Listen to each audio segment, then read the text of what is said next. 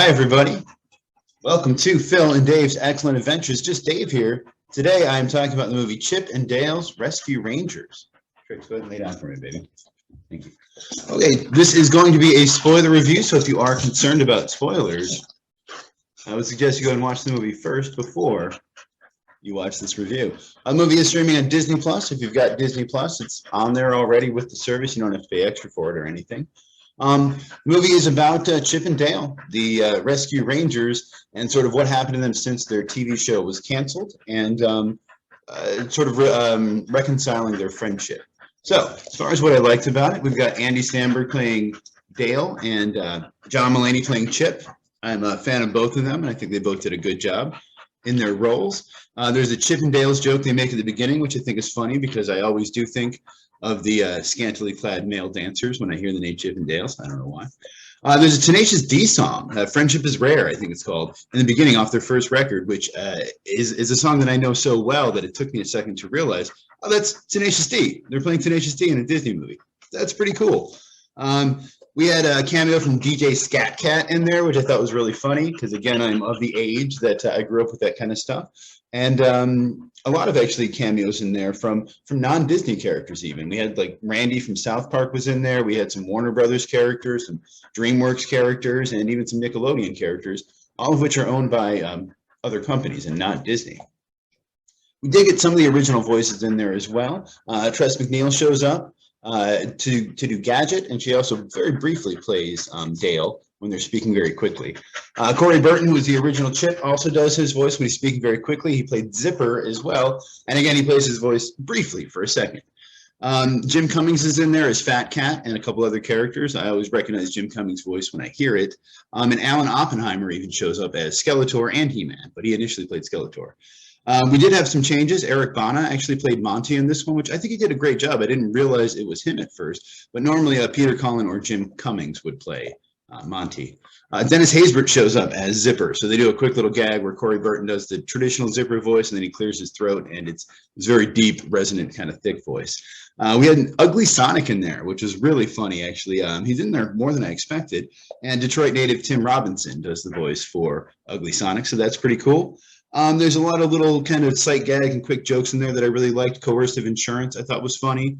The Chipmunks rapping joke I thought was really funny, and then they later do end up having to rap, and they do it terribly, which, again, good. I'm glad that it was terrible. They have some fake movie posters in here that were really funny. Fast and Furious Babies was the first one you see. Then there's Mr. Doubtfire, which, again, really funny. It was funny to see. I thought it was Glenn Close, but I think it's actually Meryl Streep with the bald cap and everything. At first I thought it was Glenn Close. I don't know why. They have a Batman vs. E.T. poster, which again, funny. They even show a scene from the movie, which was really good. And the one that got me was a real quick gag. You barely notice it's a Lego Miserable when they pop out of the sewers. There's also a bench ad for Senator Butthead, which is funny. Again, Butthead owned by, I think, Viacom or MTV.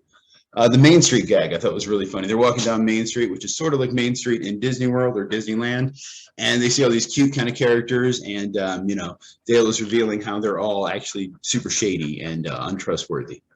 There's the Uncanny Valley joke I thought was really funny, and the Polar Express eyes was really good. The Seth Rogen character, where he's playing like a troll or a Viking of some sort, and then they do the entire thing with all the different Seth Rogen characters. They all do the famous, iconic Seth Rogen laugh and make fun of their dead eyes, which good stuff. And then all the sort of knockoff movies they were making toward the end I thought were really funny. And the sort of different animation styles they have in there, the way they all kind of mesh together. They've got claymation, they've got, stop motion, they've got traditional animation, they've got 3D animation, and it all kind of combines and works together. There's even homages to like the Simpsons style and Rick and Morty style and classic cartoons and Ren and Stimpy, all sorts of stuff like that. So really good stuff, really fun. As far as what I disliked about the movie, I didn't love the animation, some of it, or at least the traditional hand-drawn 2D stuff.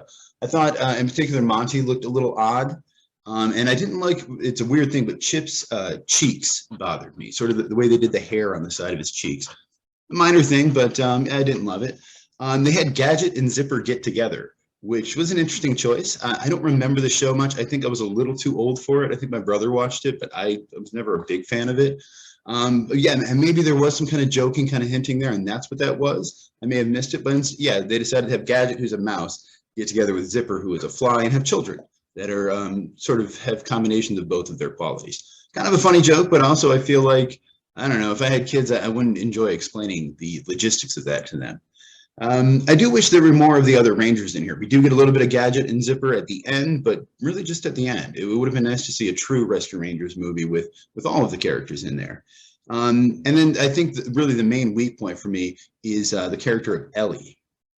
Ellie is played by KiKi Layne, who I wasn't familiar with, but I realized she was in Coming to America too. And I remember liking her in that, or at least thinking her performance was fine. But in this, I did not like her performance at all. It was very different than the rest of the people. And I realize it's hard for an actor to act with, you know, a tennis ball or whatever. But she just had this very like kids show kind of vibe to her, where she's like, hey guys, let's solve this crime. And it really didn't fit the movie at all. And I really didn't get it. At some point, they sort of floated the idea that maybe she was actually bad and there was going to be a twist. And I honestly thought that the reveal was going to be that she was bad and her bad acting was all sort of a trick. And she would sort of flip and stop doing the weird bad acting and actually act well. And if they were going to do that, I was ready for that to happen. I'm like, oh my God, this is amazing. This is going to be the best movie I've ever seen if they do that. That's extraordinary. They didn't do that. She's just not a good actor. What are you going to do?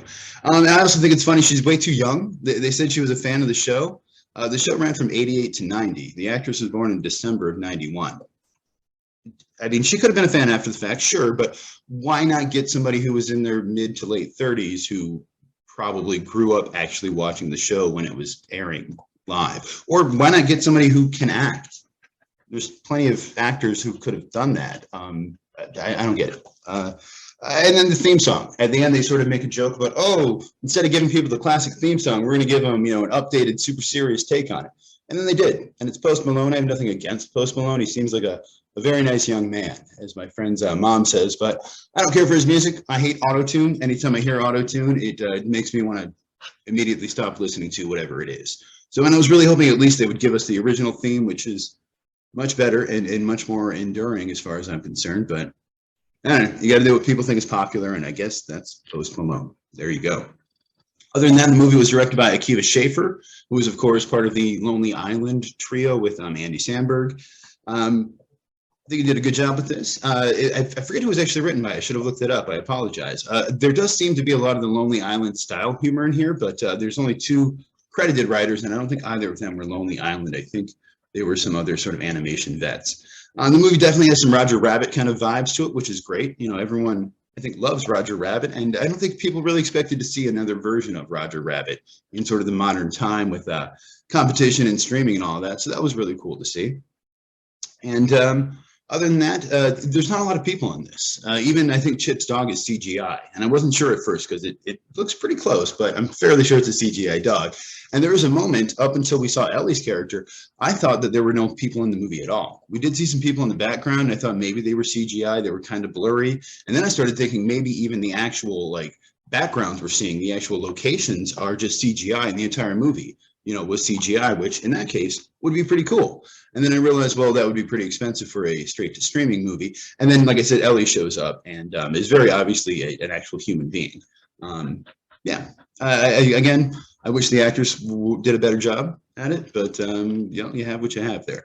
And then they do get a little Darkwing Duck cameo at the end, sort of mid-credit scene, which Jim Cummings voiced again, and that was great. I love Darkwing Duck. I guess I liked Darkwing Duck and I didn't like Rescue Rangers. I don't know if maybe Darkwing Duck came out first, or maybe the sort of Batman thing appealed to me more than the Rescue Rangers thing did. But yeah, I'd be down to see that movie, especially if it's made by the same people.